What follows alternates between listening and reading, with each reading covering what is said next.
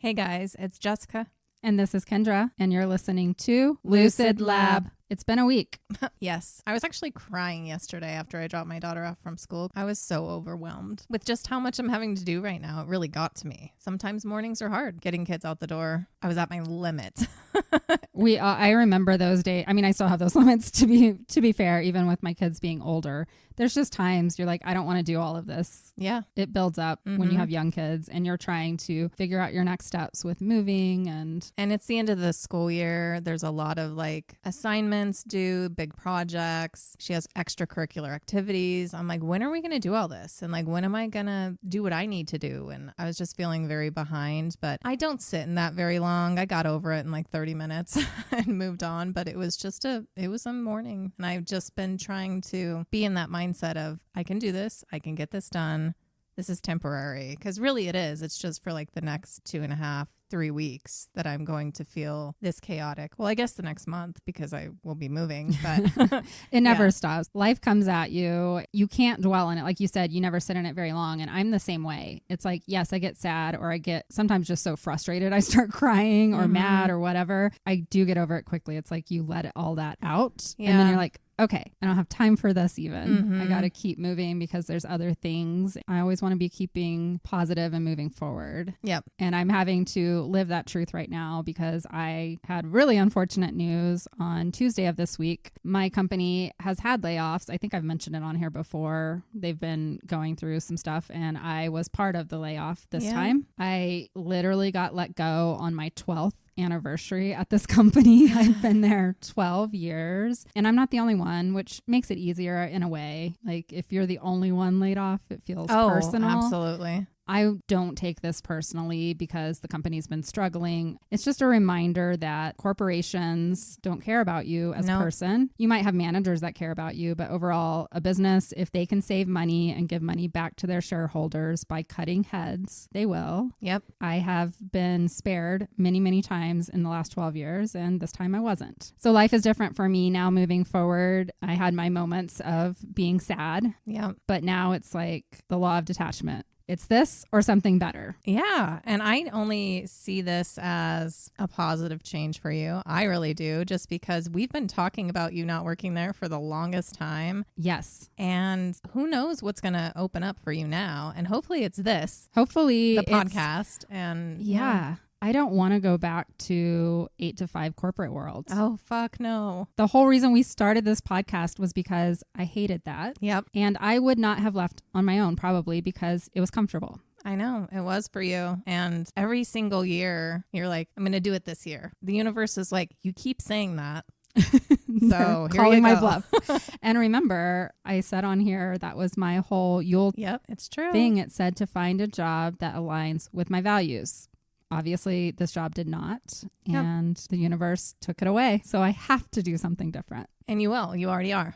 I already am. I'm already figuring out, it's making me be scrappy in ways I haven't been in a while. And it's kind of exciting. I feel strangely calm about being laid off. And I know that I'm in a fortunate position financially, and that's not the case for other people who maybe got that same news. So that's very true. I am coming at it from a place of privilege and I recognize that. But also I don't have tons of money. Like I will have to figure something out. I'm not gonna be able to last without a job for, more than like 3 months. Well, and that's what they say. Or is it like 6 months? You have a little nest egg to help you get through until you figure out how this new life works for you. But I think you'll be fine. I'm not worried about you at all. And my hope is that we will be a lot closer here soon and it will make things easier for the podcast. I don't want to jinx anything, but I found a house. Yes. And I need this house. She needs this house. I need this house. It's like 10 minutes from me.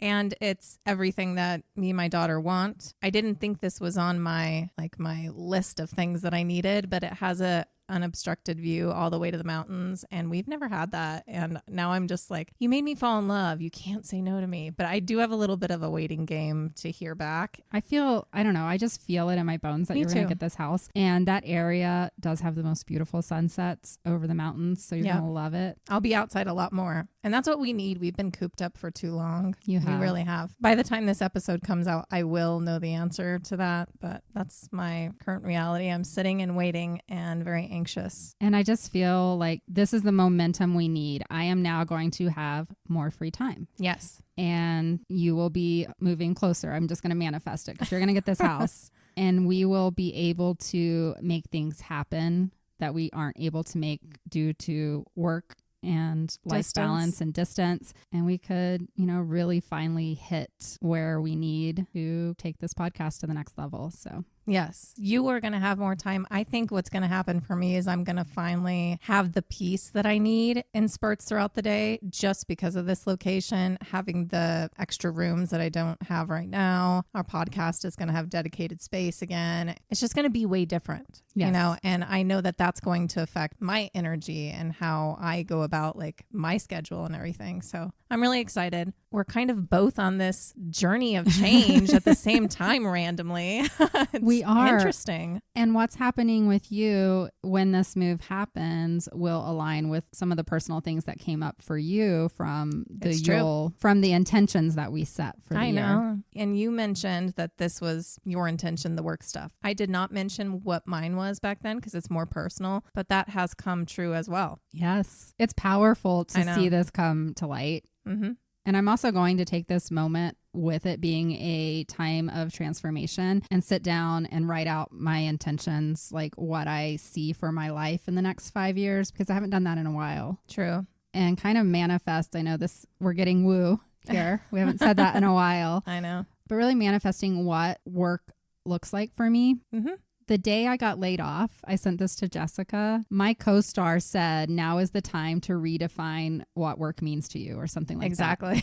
It was wild. And the other part of that day, I didn't show it to you. The main tagline was, you don't always have to be good. And I was with another friend who listens to this podcast, actually. I went and hung out with her on the day I got laid off. And she said, Kendra, you've been good your whole life, following the little corporate game, going to college, doing all that. She's like, this is your sign to break out of that mold and do something more freeing with work. I think so. You were comfortable, but it's not you. Yeah. So nothing but excitement here. I wanted to share that story because we're in crazy times within the US right now, and there are so many layoffs and so many people getting forced into changes that they did not want, and know that we're there with you. We are, and we're just firm believers that good things will come. You just have to stay positive.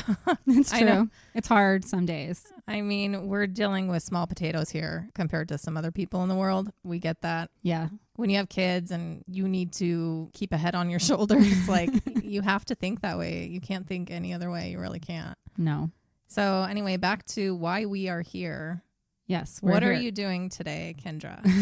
For today's episode, I wanted to take a turn out of true crime for a minute and was thinking of ideas because I wanted to go somewhere along the paranormal happenings route.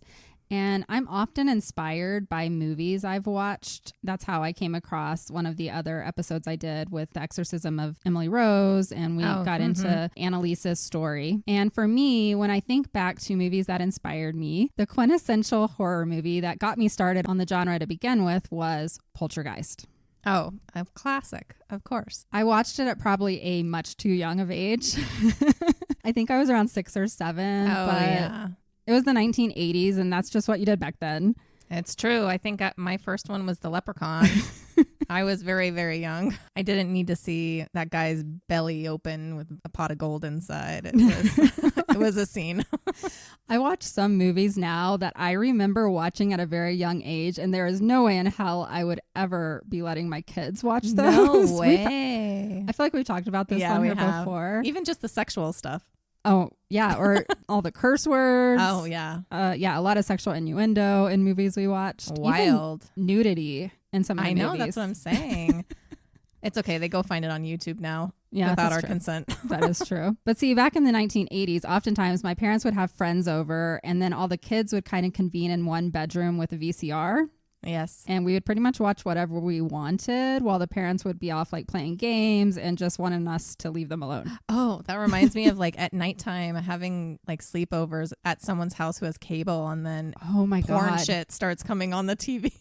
Skinamax is Oh what my we used to gosh. call it. And I grew up on a military base, and if you went to a kid's house whose dad was like higher up, like a general or something, they got everything free. And those boys had the Playboy channel. Oh and I my remember God. like they would have sleepovers with all their friends, just sit there and watch Playboy. No wonder all these boys are fucked up. Yeah, they were oversexed. They had no realistic expectations from the get-go, having No. that channel to look at. That explains why the 90s was what it was, with the big fake boobs and the tiny little Barbie belly and all It feels that. like somehow we're kind of going back to that. I've noticed a big trend on this skinny Skinny stuff talk. lately. Yeah. I don't like it. No, thank you. I'm not going back. I saw this video today of this girl saying, if you have a belly and you have silk, put the dress on. I love it. I was like, I've been scared to wear silk my whole life just Yeah, I because don't- it does show everything. And I'm like, I got to get over this, man. I'm almost 40. For me, it sticks back where your booty is, and I don't like that. I don't know. I've never bought one, so I really don't know because I refuse to spend money on something I hate the way I look in. Well, slip dresses were huge back in the 90s when everybody was heroin chic. And that makes sense because it does show everything. So if you're not like a complete stick, it didn't look perfect on you. But who gets to say what perfect body and all that Exactly. is? Let's not go back. Let's No. not go back. It's a way please. to make women smaller. If we're focused on how we look all the time, we can't be focused on the fact that they're turning our country into the Handmaid's Tale. Yep. So it's all tied together. So back to Poltergeist. This movie was the one that started my fear of the dark and wanting to sleep with a nightlight on, and definitely always having my closet door closed. Yeah. So I thought it would be interesting to talk about poltergeists, as they are a different type of ghosty. And when I looked up if Poltergeist was based on a true story, that is where I came up with this episode. Because in fact, it was inspired by a few different hauntings, including the family that eventually served as the inspiration for the first Conjuring movie. And this led me to Popper the Poltergeist. And it is quite a story. I feel like I've heard about it, but I don't know the story. I really don't. Unless it obviously is the inspiration. So I might know a little bit. You might know a little bit. Yeah. I didn't know anything. There is actually evidence caught on camera of the interactions the family had with this Popper the Poltergeist entity. Oh, Some say it was the first ghost haunting reality show out there. okay. But before I go into more about the Hermann family and their aptly named Popper the Poltergeist, I wanted to start with discussing the classification of the spirit known as a poltergeist. Popper the Poltergeist sounds like a clown. Like a jack-in-the-box popper. Yeah, exactly. The word poltergeist comes from the German language, from a word poltern, which means to make sound or to rumble, and Geist, of course, meaning ghost or spirit. So the term itself translates into noisy ghost or loud spirit.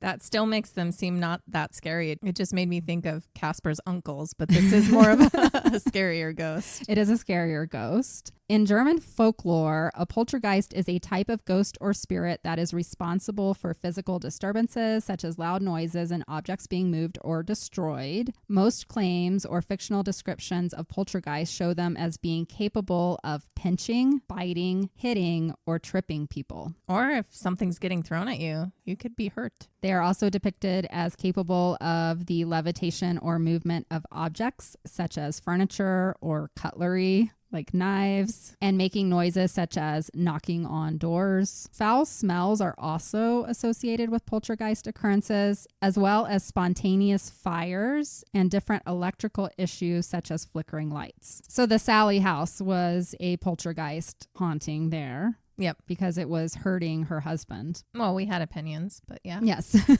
For the most part, poltergeists seem to be fairly cognizant and capable of understanding that they are interacting with people in this realm. Unlike typical ghosts, poltergeists generally appear to be malevolent with the intent of frightening or even harming the people around them. Most other ghosts are really just there maybe trying to communicate. Yeah, they're bullies. Their actions are generally not understood. It's not like they have real purpose to what they're doing. It's more just about causing chaos or harm than trying to get a message across to the living world. Yeah, because they don't want you to understand. They just want you gone. So maybe this is like people who crossed over that were bad in a Oh, way. real bad. And they become Yeah. poltergeists so that they can continue to live their eternal life being horrible. And you hear about those stories where the poltergeist has like control over other spirits as well. Like the spirits get stuck with them. Yeah, I think we talked about some of that in the Sally house too. Like there Yeah. might have been Oh, one yeah, the big little boy or something. hmm Sorry, we just realized that was a long time ago.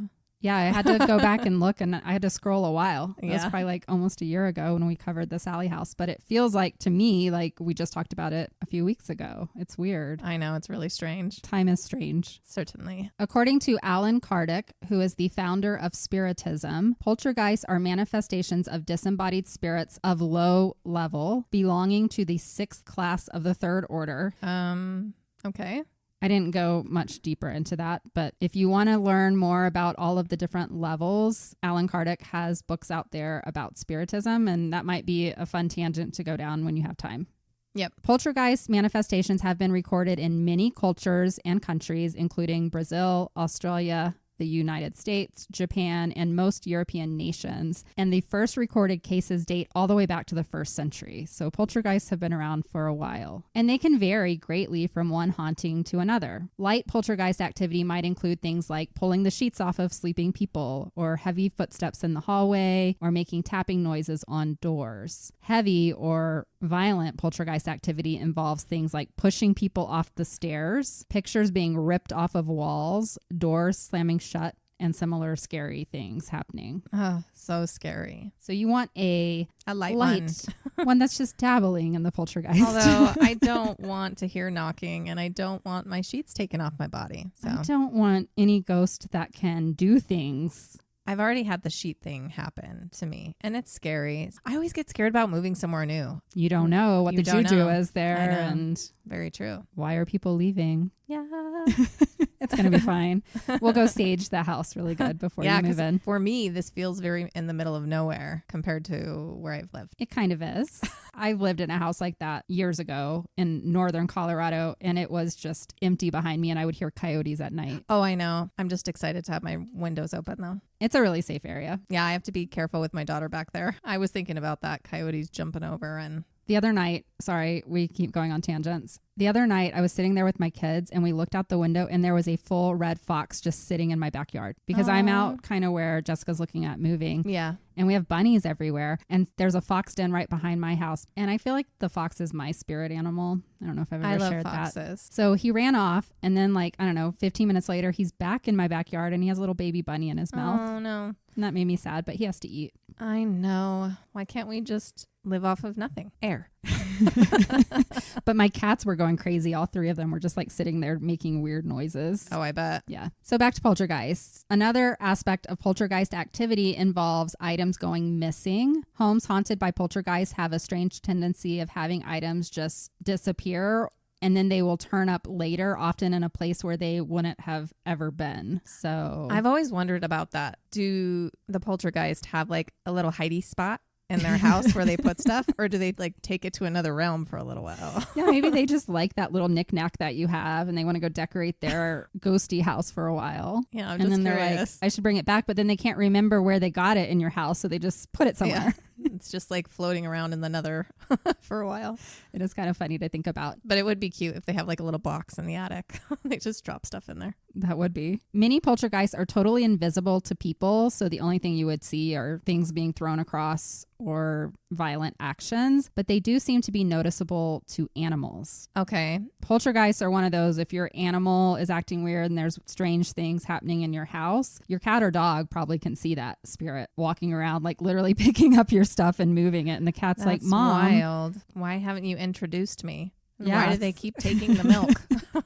If people do report seeing a poltergeist, they have been described as appearing like a dark mist. So more of this dark energy, not really a person shape, or maybe even a shadow figure at the most. That reminds me of the shadow guy at the Waverly. He was described as kind of what you just said. A dark mist. Yeah, that just encompasses. It is believed that stronger poltergeists are more likely to be visible than the weaker ones. So there's like this whole realm. And I wonder if they like gain power as they eat other ghosts or something. Yeah. We don't really know. We talked about that a little bit. Like, do they feed off your fear? Do they get more powerful the more fearful you become in their presence? And that would make sense to me when we're talking about poltergeists. They are specifically feeding off of our energy in a very dark way. It's like Monsters, Inc. Yeah, kind of. Yeah. One of the leading beliefs behind poltergeist origin deals with a person who died and had unfinished business on Earth. Many people believe that poltergeists are simply ghosts of people who want to cause a little chaos or who are angry and they want to let their rage loose on the living because their time was cut short. Any one of those. I think this makes a lot of sense, especially when you look at the types of places that do attract poltergeist activity. It tends to be homes that are known for being places of violence, and that makes them especially prone to capturing this energy. Yeah. The Enfield poltergeist is an excellent example of this. That is the home in Enfield, England, that was the inspiration for The Conjuring 2. Okay. I won't go into that because that could be a episode on its own. I think I've even put it on our list somewhere. Right. The second school of thought is that it is a demonic entity. Many Christians and religious groups believe that poltergeist activity, particularly when it's very intense, could be the work of demonic entities that are just trying to attack people, the righteous mostly. There's a common belief that if it was a human spirit, they're not able to attack the living or move objects. So that infers that the poltergeist must be non-human origins. That's why they believe demonic. Okay. We're all non-human once we're not here anymore. So right. It is confusing. There is a story, once again, this could be its own episode, so I won't go into a lot of in-depth here, but there was one called the Borley Rectory, and it was another haunted place in England, which was known for having full-body apparitions of nuns, horses, and monks. On top of the apparitions, there was major poltergeist activity. People staying in the house were subject to a lot of abuse from things flying across the room and hitting them. Yeah, because they know what you did. And then probably, and then the Catholic Church performed multiple exorcisms there to try and stop it. And they reported the priests being hit with rocks coming in from like outside, like hitting them in the head while they were trying to perform the exorcism. And so that is one of the biggest examples of why they believe poltergeist activity could be connected to demonic entities. And that sounds like a really interesting episode. Oh, yeah. England has a lot of history. They're so much older than the United States. A lot more buildings and things that have been around for a long, long time. Now, one of the stranger aspects of poltergeist hauntings is its tendency to focus on children and specifically teenagers going through puberty. Interesting. As well as people who lead very troubled lives. In many cases, hauntings occur in locations where people haven't died or there hasn't been a history of violence. And so they try to explain that by saying that poltergeist is actually a psychic phenomena. So parapsychologists often believe that the poltergeist activity isn't caused by a ghost at all. Instead, they believe that a person who may be too stressed may unlock paranormal abilities that they didn't know they had and they don't have control of. Wow. I've never thought of it like that before. This is an interesting thought, and it will come back when I get into the story of Popper. Okay. If we study even more poltergeist, and even in the movie, The Poltergeist, it usually does involve a teenager in the house. Very interesting. I think that that's a cool take that I would actually believe. Yeah. And they're hitting puberty and their abilities are coming known, but they don't know what to do with them. Coming of age, emotionally like confused, not sure who they are, the outcast or whatever. Yeah. This reminds me of Stephen King's Carrie. Or just any of those shows that we've watched with any of this. Yes. You know? It's very popular, but I guess I've just never thought of that as the kids or the families mistaking it for like poltergeist activity. Right. Instead of it being their child's abilities causing these things to happen. I would never think that. Me either. I'd be like, be gone, ghost. Right. And you're exercising and your kid's like, I don't want to tell mom, but I think I did that. When I get really mad, things start moving. It's like 11 from Stranger Things. Yeah, I know. That's what I'm saying. It's in everything we've seen, but I guess I've never thought of it that way. And finally, for those who are super skeptical about spirits and paranormal and all of that, they attribute poltergeist activity to being something just natural phenomena. As what? Scientists have suggested that underwater currents might be the cause of some of the bangs and squeaks associated with poltergeists. Oh, go away. Other suggestions are electrical interference, like you live too close to an electrical, one of those big towers or something. Oh, you're no fun. Ball lightning and seismic activity. Bye-bye. But this one's hard to swallow because the explanation doesn't explain how the poltergeist activity seems to have intelligence to it. Exactly, because most of the time they're interacting in some way with the people that they're terrorizing. Yes. Because you will watch videos of that person like instigating something Right. and then that entity getting mad. Absolutely. And one of the biggest stories of this that I think you have on the docket to cover one day is the Bell Witch. Yeah. Because a lot of people believe the Bell Witch was a poltergeist. And it was very interactive and very intelligent. I think the reason why because I had started that one, and I think the reason why I stopped is because I had just recently covered like a young girl essentially getting married off to like a really old man. And there was something about that in there. And I just like shut the book. You're like, I can't do this right like, now. I am not doing this right now. There are so many cases that we want to do and then we're just not in the headspace, or we just covered something and we're like, I have to stop. I can't. Both of us have done that many times. It was too similar. And I was like, why? So if you are unlucky enough to end up with a poltergeist in your home, your options are fairly limited on what you can do. Poltergeists can be very unpredictable, and getting rid of them seems to be almost impossible, which is true. Like if you look at the famous cases that are out there, most people just move. They leave. I probably would unless I put a lot of money into something and it wasn't that easy. Has it ever been tested if you are just really, really nice to the poltergeist and give it gifts if it changes? That is so funny you said that, because I'm saying the 4 ways that they try to get rid of poltergeists. Oh, okay. And some of them will stop if you ask them politely. Yeah, you just got to be nice. They're going through a hard time. Just say, look, we got to live here together. I understand you. Can't we all just get along? Would you like some flowers? Like, what do they like? Do you want me to make you a little bed up in the attic where you can just chill? Maybe you you have just your own space. line some stuff up on the counter, different things that you think they might like, and say, if you don't like this one, throw it. Get it out of your system. Or you're like, what would you like to take to your other realm? Pick it up. It's yours. Pick a couple things. You can have it. It's my gift. Just don't take it while I'm using it. Yeah. Don't be inconvenient, and I won't be inconvenient to you. And don't take my children and throw them across the room. Don't hurt my animals. Hurt them. Yeah. Anyway, moving on. We are on another level today, I think.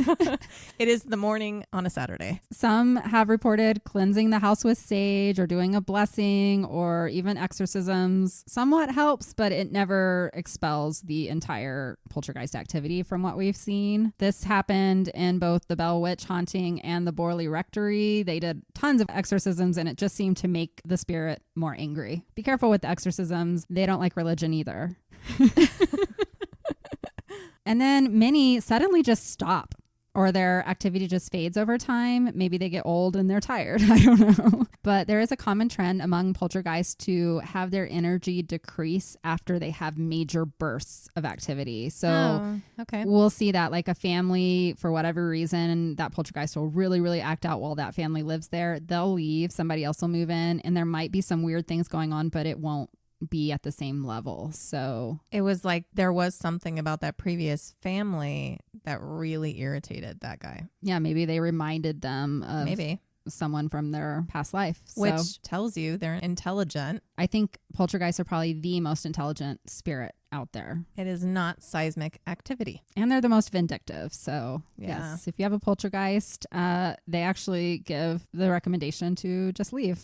Get away from them if they're bothering you, and hope they don't follow you. Oh, It is believed, and there are stories, and it's in the poltergeist movies, because there's a trilogy of those, that they can follow you. They can attach their energy to a specific person. So that's the scariest thing to me. Super obsessed. So that's my whole history of poltergeists. And now I want to get into the actual story of our poltergeist we're covering today, which is Popper. Poppy the Clown.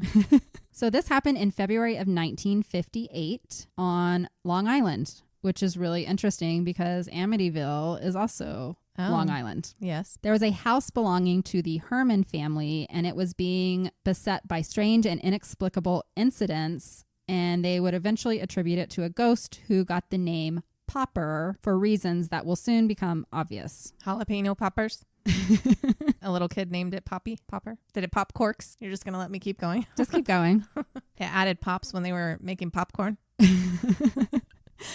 The Popper case remains unique in the supernatural realm of study for a variety of reasons, and not the least of which is the fact that this became the first haunting that was actually shown on television in the 50s. This is crazy that I haven't heard of this. Okay. Wide-eyed audiences all across the country stared at their television screens in amazement as Popper literally performed for the cameras. Interesting what they would have seen in black and white. Right. These films became the ghosts' claim to fame, but they were only a small part of what was actually happening in that house. Popper first made himself known, they believe it's a him, around 3:30 on the afternoon of February 3rd, 1958. The Hermann family lived in Seaford, New York, which is a suburb of Long Island and about 30 miles from New York City. They had a white and green ranch-style home at 1648 Redwood Path, and it had been built in 1953. It wasn't a very large home. It had 3 bedrooms, a bathroom, a kitchen, a small dining room, a living room, and then they had a basement that was divided between a utility room and a child's playroom. So this was a new home. Yes, it was. Okay. It was a typical 1950s era home in a quiet, conservative neighborhood. It was the last place that you would expect anything out of the ordinary to occur. This wasn't, like you said, some old, historic home where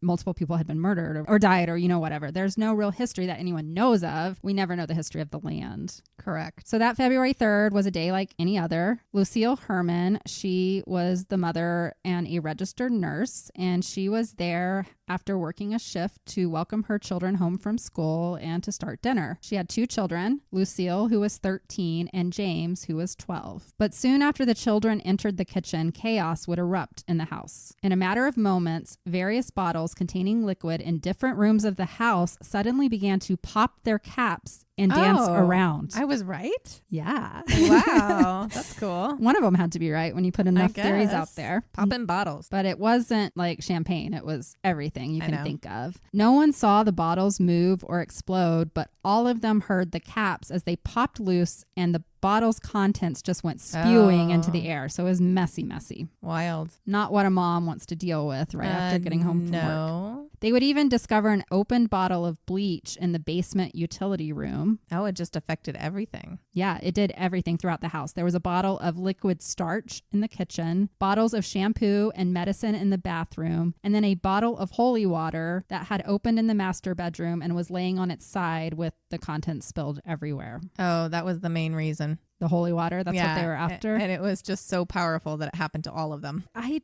don't even know what I would do. You're just sitting in the kitchen talking to your kids and everything in your house. And that's the other thing. Each of the bottles had been sealed with twist off metal or plastic caps. This is back in the day when everything was even more solid probably than our plastic containers today. They were metal. I would run out. I might pass out. Like, how do you explain that? You can't. So you just freak out. All the outs. Obviously, Lucille Hermann was freaked the fuck out. Yeah. And she immediately called her husband. And he worked for Air France in New York City. So he was a little ways away. But she told him that all of these bottles just started popping and the stuff came out of them. Like, honey, I know we got you medication, but you're not supposed to double dose. Right?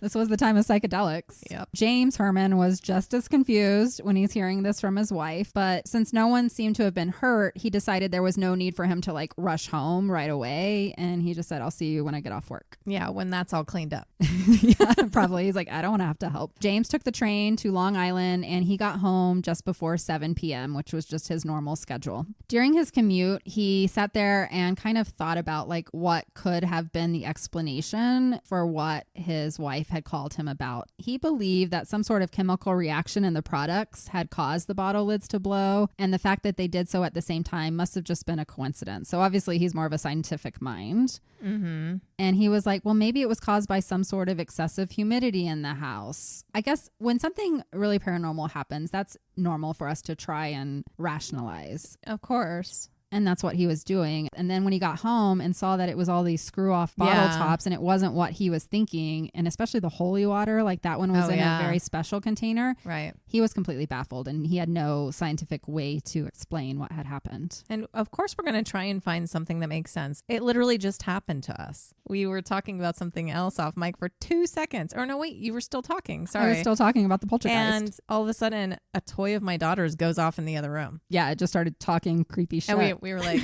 my first thought was, wow, that kid's really loud from outside or something. But then I was like, oh yeah, that was a toy. But we've already written it off. We have, because we've already decided, no, it's something's just on top of it.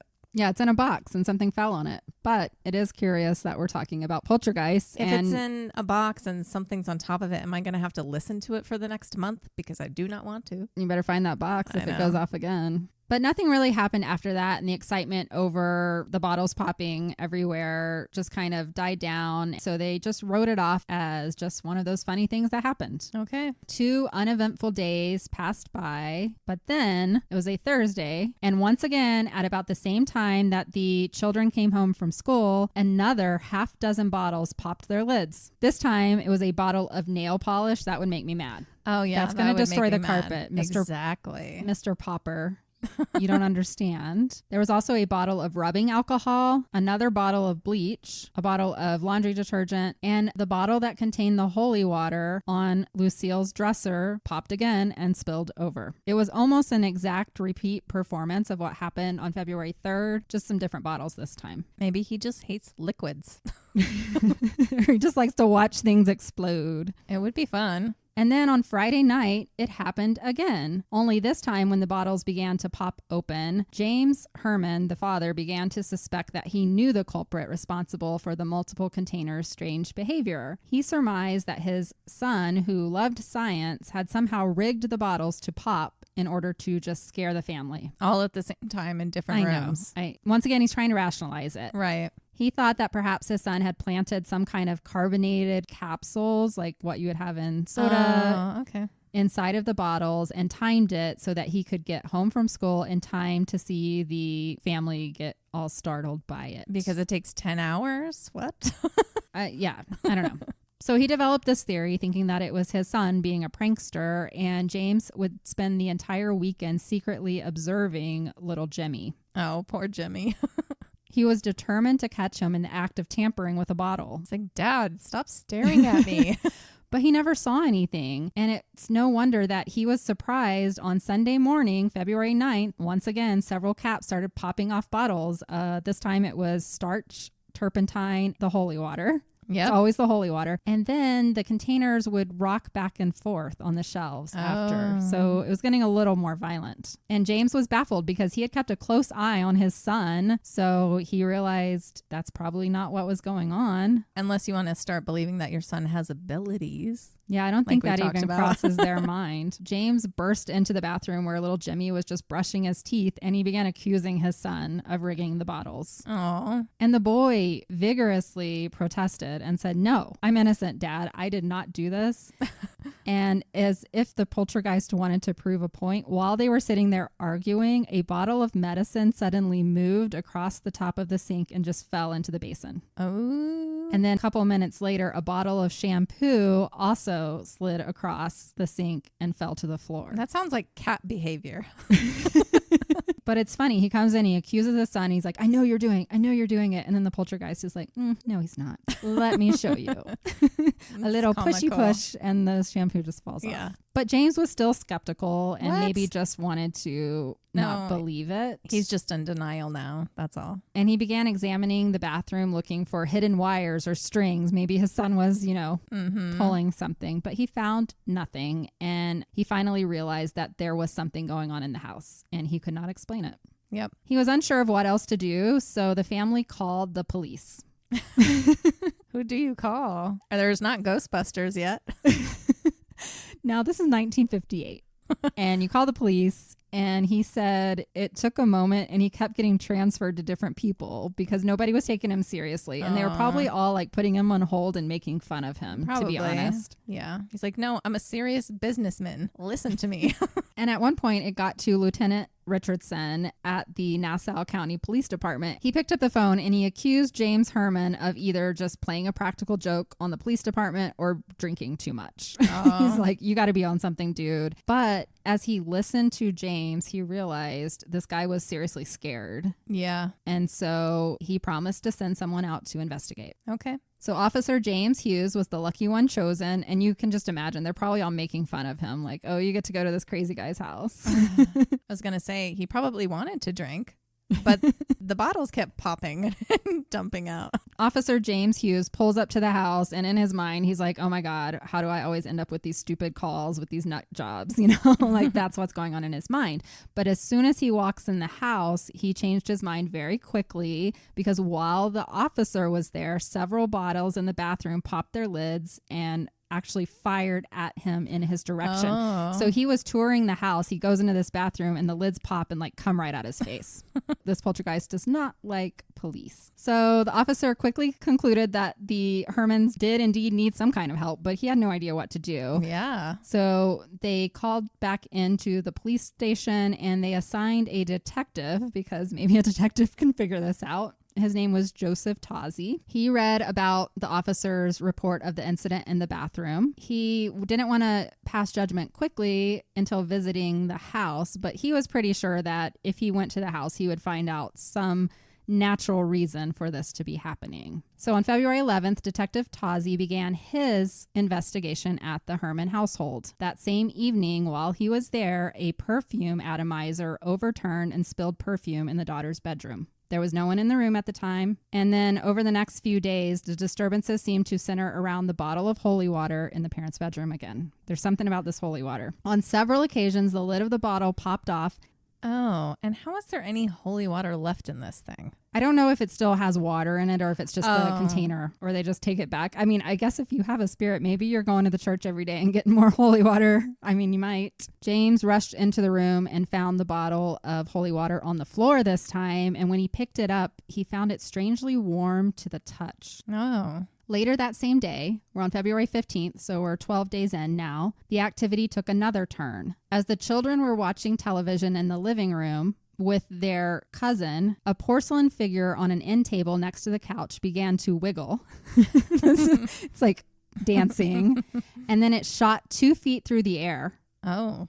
Making a loud crashing sound as it landed on the floor. Did it break? To the amazement of the Everyone? children and the cousin, the figure was completely unbroken, and it should have because it was porcelain. Interesting. And it flew quickly. The ghost liked it, but he was just trying to get attention. He didn't want to break it. I guess he kind of caught it as Maybe? it landed. Yeah. I'm like trying to think the physics of it all. It just feels like a jokester right now. Yeah. A clown. Popper. Throughout all of this, Detective Tozzi was still involved and they would report everything that happened and the detective would come back and forth to the house. But at this point, the Hermans decided that they needed someone other than the police, and they turned to Father William McLeod of the Church of St. William. The Hermans were devout Catholics, so they believed that the church could help them where ordinary police officers could not. Father McLeod came to the house and sprinkled holy water in each of the rooms, but Popper wasn't ready to leave yet. And they had started calling him Popper at this point. I don't know why they decided it was a boy. I don't know that spirits have gender. Now, during the 2 weeks since Popper had made his first appearance in the Hermann household, news of the strange happenings had somehow been leaked to the newspapers, I'm guessing through the cops that came over there or friends, family, whatever. The story began receiving a great deal of publicity, even getting articles in Time and Life magazine. Oh, wow. The family did not appreciate this extra attention. All of a sudden, their home was now surrounded by reporters, photographers, and just random curiosity seekers. And people were showing up with television equipment and they just couldn't go about their daily lives. They did not want any publicity, which I think is always important to say in these kind of cases. Yeah. All they wanted was to be able to drink their orange juice in peace. They just didn't want to have to buy bleach every week. Too much grocery shopping. And also, you spilled some perfume. That's expensive. Mm-hmm. If you're going to spill something, make it the holy water. That's easy to replace. And they began getting inundated with telephone calls and letters from people all over the country offering help. You had the paranormal, the psychics, all of those people coming out of the woodwork wanting to come and visit the house and try and probably for selfish reasons. Some of the letters posited that perhaps the Martians had landed nearby and that was the problem because this was back in the space alien time frame in the 50s. It came out from one letter that they believed the house was sitting on the spirit of a long dead Native American chief. Maybe.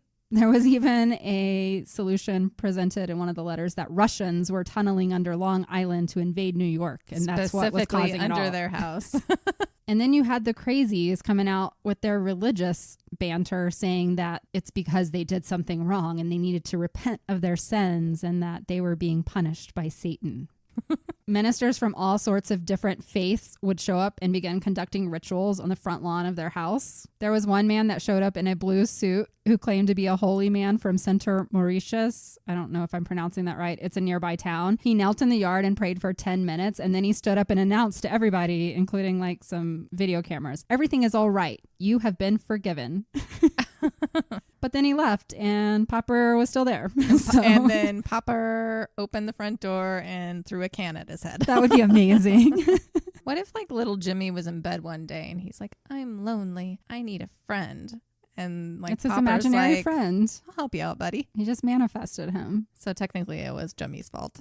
Maybe. They do think there's a lot of credence to like teenagers attracting poltergeists, even if it's not like the whole psychic thing we talked about earlier. So maybe poltergeists are just teenage ghosts. What if that's what it is? And that's why they're so chaotic and hormonal. Yeah, they died during puberty. Oh.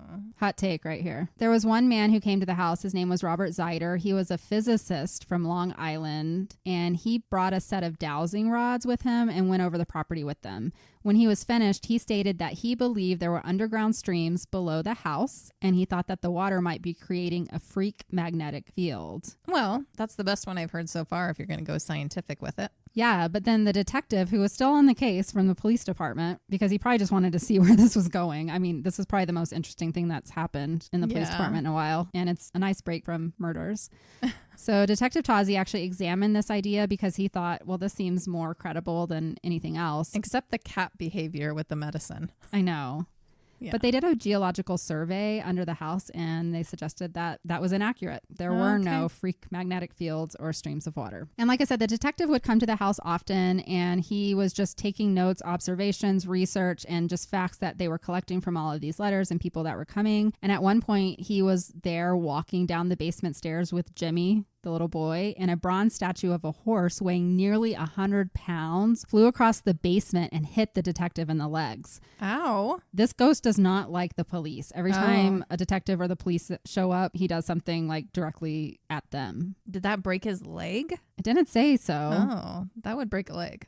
But detective was there and he can confirm on top of everyone else that Jimmy had been nowhere near the statue and no one else was down there. It was 100 pounds, even if he couldn't have moved that statue. No. And the detective looked into other things. He checked in with the Air Force and after studying their flight plans, they had told him that there's no way like a sonic boom from passing jets could have caused the disturbances. He also ruled out radio waves by contacting the Radio Corporation of America. He brought in the Long Island Lighting Company to set up a oscilloscope in the basement to detect if there were any underground vibrations, and they found nothing. They brought in building inspectors from the town of Hempstead, and they pronounced that the house was structurally sound, so there's nothing going on with the foundation to be moving things around. Like they're doing everything, which I kind of appreciate because they don't always do this in cases. Right. The Seaford Fire Department came out and inspected a well on the property to see if changes in the water level could be causing disturbances, but the water level was found to have been stable for at least 5 years. He finally found hope in a letter from a woman named Helen Connolly. She wrote that she had experienced odd events in her living room where chairs and furniture was moving on its own or seeming to. She didn't have a ghost in her house though, but rather a heavy downdraft coming through her fireplace.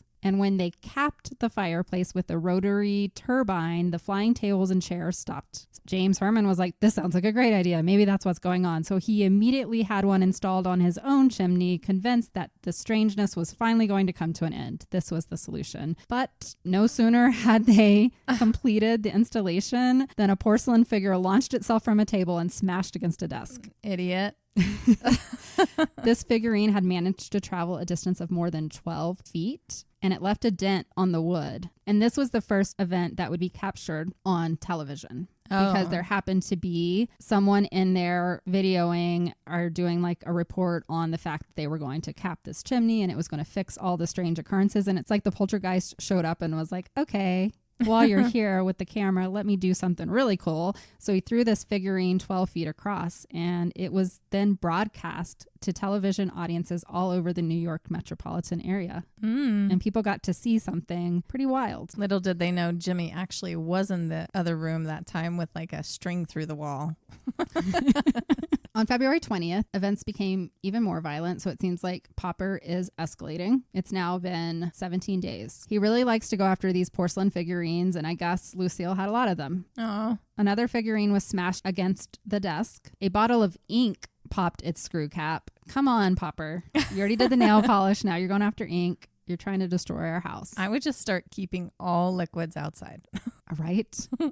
And not only did he pop the cap off of the ink, but he pulled it into the air and he splashed the contents all over the wall. He was going to paint something. I was about to say, maybe he's doing an ink blot project.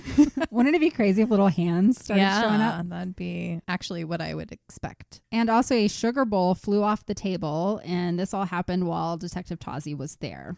Now they're going to get ants.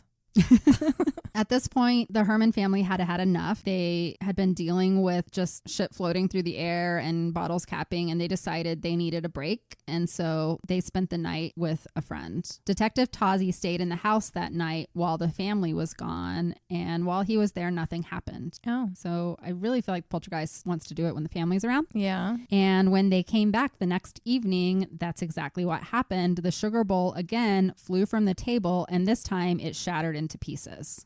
Okay. So they come home and Popper's like, where were you? And threw the shit. He's mad now.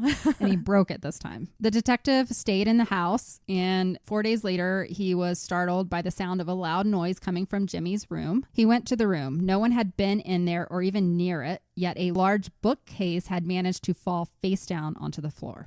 Oh. The next night, while Jimmy was in his room doing his homework, his record player lifted and moved 15 feet across the room. Did he set it down nicely? I didn't say it was broken. Okay. That Because is when I would get mad. Sometimes he breaks stuff and sometimes he just moves it. He's like, I know this is important to you, Jimmy, but you guys are starting to ignore me. I'm still here. And then a small statue of the Virgin Mary flew more than 12 feet and struck a mirror frame in the master bedroom. So that broke. Just shit was going down, like lots of stuff. There was a bookcase filled with encyclopedias that was like thrown over. A heavy glass centerpiece from the dining room table was removed. It flew up in the air and then launched across at a cupboard, chipping away a piece of molding before falling to the floor. Popper picked up a world globe, like one of the big... Oh, yeah.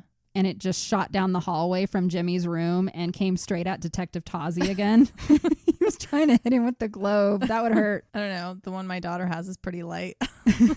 There was a newspaper photographer named John Gold who was there from the London Evening News. And while he was in the house, he witnessed his flash bulbs lift off of a table and fly through the air to strike a wall. Those are expensive. Yeah. In addition, Popper began knocking on the walls to get attention. Okay.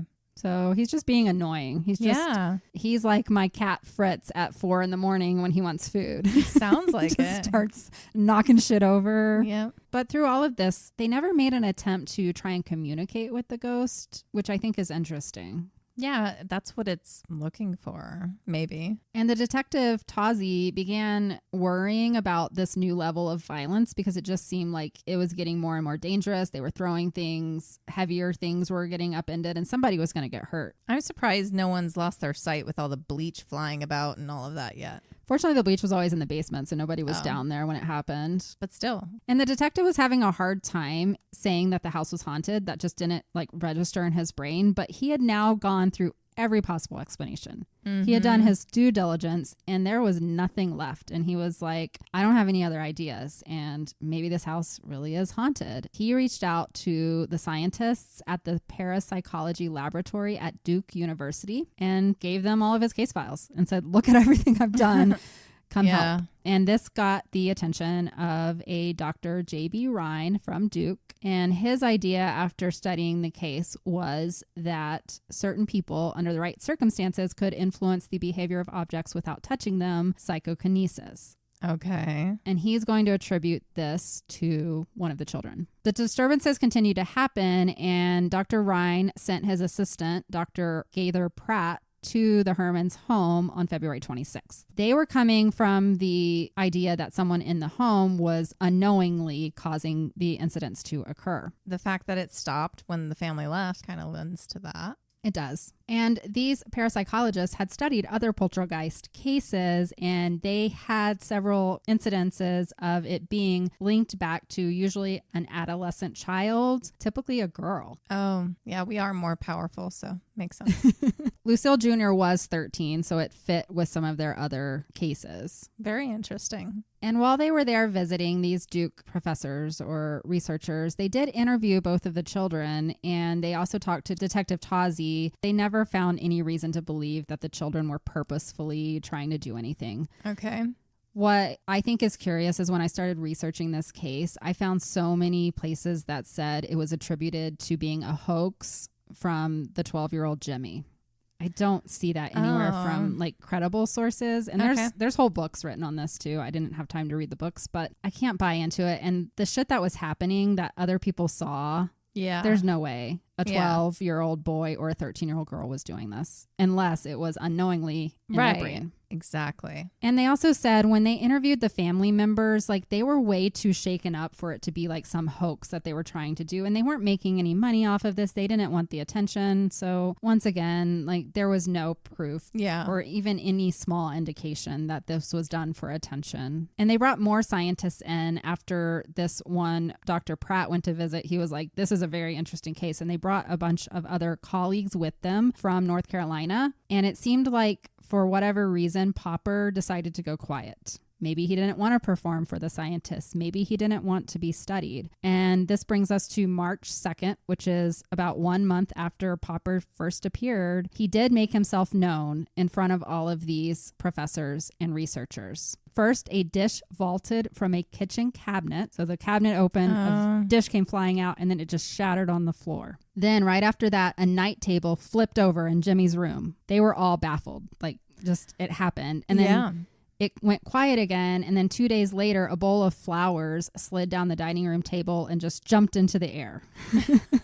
And right after that, a bookcase turned over in the basement. That's the thing that gets me is all the different rooms. All over the house. Like, how would you have for me that requires intentional thought, like for a child, even if they don't realize they're doing something, unless they were down there or closer to it. How would it materialize in the basement randomly? And it does seem like some of this stuff is intentional, like throwing things at the cop and stuff like that. Yeah, it's always intentional toward the detective. I never see it intentional towards anyone else. But he's the one researching most of it and trying to figure out what's going on. But nothing happened to him when they left. He stayed the night. You're right. It's got to be connected to the family because it only happens when the family is there.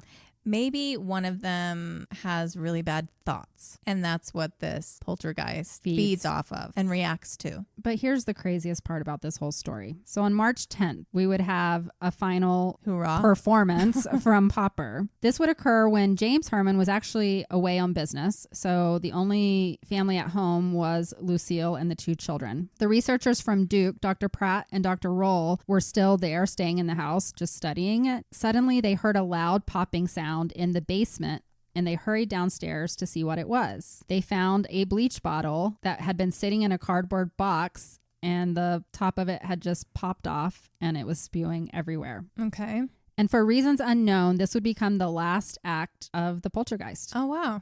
That was it. Just one final pop of bleach. He's like, you guys are boring. I'm going to leave you with a mess. Goodbye. So just as quickly as he showed up, he disappeared. And between February 3rd and March 10th at the Hermann household, there had been a record of 67 disturbances. Interesting. During that short time, they had been visited by everybody, it felt like.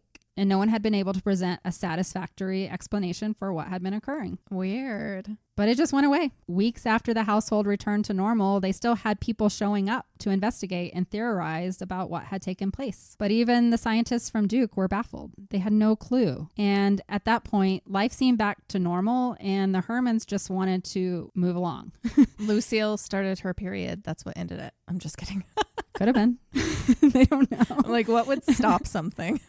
This is the story in a lot of poltergeists. If we'll do more eventually, I think a lot of them just get tired. Like, it was a fun prank for a month and maybe they move on to somewhere else. The Hermans had had enough. They'd had people in their house for several months at this point and nothing was happening anymore. So they said, get the fuck out. And everybody left. Okay. It just became one of these things that people knew happened, but there was no rhyme or reason to what had occurred. Maybe because James Sr. went on this trip. He's like, oh, they're not taking me seriously anymore. I think I'm done here. Maybe. Because why would he go on that trip if they were seriously scared? He would just leave his wife and children. This case to me sounds different than like the Enfield poltergeist, which is The Conjuring. Like those people were really afraid. I never get the gist from everything I read that the Hermans were afraid. I think they were more just like, what the fuck is going on? Leave my stuff alone. Yeah. This one's comical.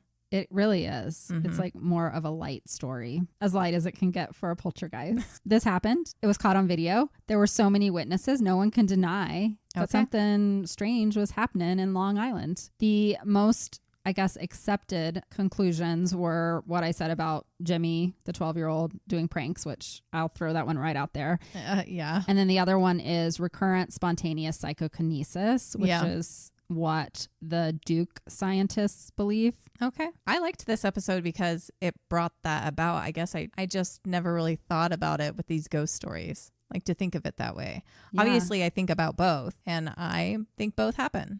But I never really thought of it that way. Like maybe my ghostly experiences in my house is my kid dreaming. It could be. Oh my God, at night. Yeah. Yeah. It's She wild. talks a lot in her sleep and I can talk to her. It's really fun sometimes. So how is this all connected to the movie? I started with the poltergeist. Yeah. Dr. William Roll, who was one of the researchers that came from Duke, would go on to write a book after researching the Herman's case, and he titled it The Poltergeist. And it was this book that piqued the interest of Stephen Spielberg and would lead to the 1980s movie that we all know. Cool. So I want to talk a little bit about the movie because I don't know if you know this, but there's a curse associated with the Poltergeist movie. I have heard. So for those of you who have not seen the movie, it was released in 1982. It was one of Steven Spielberg's masterpieces. It came out around the same time as E.T. And it is considered to be one of the best horror movies ever. So the movie focuses on a family called the Freelings, and their life is upturned in their California home when strange things begin to occur, and their young daughter, Carol Ann, is abducted through her bedroom closet by a group of ghosts who are under the control of a monster demon called the Beast. So it's a little more intense than what happened at the Hermann home. Yeah, more to the storyline. She goes into the closet and they have to go and try and get her out. That's all I'm going to say about it. The family story continues in sequels. There are 3 of them. I actually watched the first one a few months ago. It was fun. Is it still good? I haven't watched it it's just fun probably to watch in old 30 stuff. years. I should watch it after doing this episode. Maybe like I'll do old that tonight. movies. And while this was a very successful movie, there was this like weird mystique around the movie and a lot of things came out. It kind of reminds me of what people say about The Wizard of Oz. Right. And so the movie is shrouded in real life tragedies that some would interpret as a curse. The majority of that came from the deaths of multiple cast members. In total, 4 actors died during and soon after the filming of the 3 movies. 2 of these tragic deaths were highly unexpected and puzzling, leading many fans to speculate on the trilogy's eerie implications. The first actor to meet a tragic and unforeseen fate was Dominique Dunn. She played the original older sister, Dana Freeling. And I actually brought this story up on the Martha Moxley episode because her father, Dominic Dunn, was the one who brought the information out about the Skakel family. He exposed the lights of their secrets, and I mentioned it was because his daughter had died in a tragic way, and he wanted to help this family. Yep. So his daughter was killed by her ex-boyfriend in a very violent way. Yeah. He choked her to death and just left her laying in her driveway. Horrible. He was sentenced to 6.5 years in prison, but then was released I don't get it. after 3 years. And so, yeah, Dominic never saw justice for his daughter. No and way. That's so fucked up. And it ended up in this whole spiral that led to him trying to help others. He did a lot other than just Martha Moxley. He became like a vigilante to try and get justice for women who died in violent ways.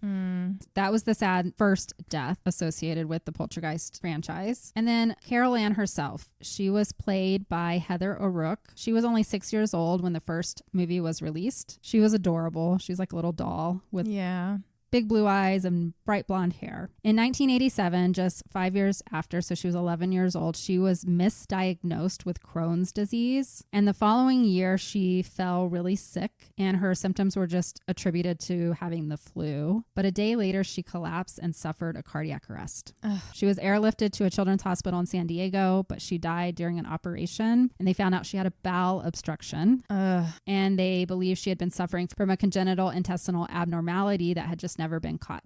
And the final Poltergeist, number 3, would be released 4 months after her death. Once again, led to this idea like something's going on with these movies. Yeah. The other 2 cast members who died, unfortunately, was the evil preacher Cain from Poltergeist 2, played by Julian Beck. He was diagnosed with stomach cancer and chose to end his own life right after finishing his work on that second movie. That is a hard cancer to fight. And then Will Sampson, who played the Native American shaman, also died right after that movie after undergoing a heart-lung transplant, which has a very slim survival rate anyways. So I don't know how these 4 deaths really, to me, contribute to. Since 3 of them were medical and 1 was at the hands of her boyfriend, I don't believe the curse. If they were freak accidents, like Final Destination crap, right, then I would believe it. Like while they were filming. Right. So a lot of people say that the reason these cast members died is because where they filmed was in a house in California. There was a rumor going out there, just like in the movie, they say that the house was built on top of Native American burial grounds, I believe. Okay. And so it started coming out that the house they filmed the Poltergeist movie in was actually built on Native American burial grounds as well. And Samson, who was the one that I just mentioned, who died from the heart-lung transplant, while he was acting as a Native American shaman in the movie, he was actually one in real life as well. And it came out that he performed a exorcism on the house where they were shooting. So I don't know if weird things were going on while they were in the house. And then the other big thing that came out is Jo Beth Williams. She played the mom, Diane Freeling, in the first 2 films. And she talks about the one scene where she's in the pool and all the skeletons start coming up. Oh, yeah. That she felt something pulling her down or something? Or no? She was on record of saying that when Stephen Spielberg made the movie, he actually purchased real human skeletons as props. What? Let's not do that. Because they were cheaper than plastic skeletons. What? Now, her claim has never been verified, but that does persist. It's part of the lore surrounding the movie's curse. But she swears up and down that it was real skeletons, and she did not know until she was in there filming the scene. That would creep me out. Yeah. You're like putting me in a spirit soup. That's not good. And where'd you get those skeletons from? I don't want to know. So those are the 2 big reasons why people think there was a curse, and then it ended in maybe these 4 unfortunate deaths were somehow connected. Maybe. You can believe it or you can't. I will tell you, interestingly enough, as I was researching this episode, Zach Baggin just did his season premiere of Ghost Adventures on April 16th. And they did their season premiere at the Poltergeist house where it was filmed in Simi Valley, California. They did their investigation like they do, and supposedly they came across some paranormal things there. I did not watch the episode, but I just thought it was curious that popped up while I was researching this. Yeah. We were going to go, remember, in Vegas, and then we just didn't make it happen. Yeah, we wanted to go to the museum, but we chose to do the escape room instead. Yes. So that is all I have on the curse around it. I don't know what to make of it. You know, we're talking about the Poltergeist movies. Had to bring it up. And how many years were these filmed over? 5 years. They were done from 1982 to 1987. I think that is a legitimate amount of time for several people to have passed away from things. And they all seem like you said, medical issues. And one was just a violent man killing his ex-partner, which happens sadly every day. I know. I think what elevates it is the little girl dying and the way that she did. And considering that she was the focus of the story, I think that's what elevates it to make it seem like it is a cursed situation. And it's just so sad. They do this all the time with kids thinking nothing's wrong. I was just listening to this girl on TikTok recently, and she knew her little girl was sick. She knew something was going on. They couldn't get the fever to go down. They went to the doctor like 4 times, and she's like, can you please check her urine? Like they were worried about a UTI. She was young, but no doctors would check her urine. They're like, it's not a UTI. She has a viral infection. It will go away in a couple days. And it got to a point where no medicine was helping with the fever. They were supposed to go on a vacation. And finally they had to go to emergency with this again. And she's like, check her urine. The little girl was almost in sepsis. Oh my God. Her kidneys were just probably so infected at that point. Because she was starting to turn blue, and they finally accepted her. And I'm just like, you guys, you cannot say, this isn't going to happen to you because of your age. And that's just one of those things. They do that all the time with kids. And that's why you have to be a patient advocate, whether you're there with your child or yourself or a loved one, because the doctors, they're busy and they've got big caseloads. I get that. And they're just trying to get people pushed through, but they will write things off. I know. And the point is if we ask for something, fucking do it. It doesn't even cost much to do a urinalysis. I think it's because she was still in diapers, so they would have had to wait. I've never had that experience, I will say. I feel like every doctor that I end up going to is extra thorough. Like they test everything possible. So you have to have really good insurance for that. I have to fight. I'm sorry. They literally will not do things at all. It's all about insurance, and America's fucked up with that. But we are losing the plot of the story. Which we always do.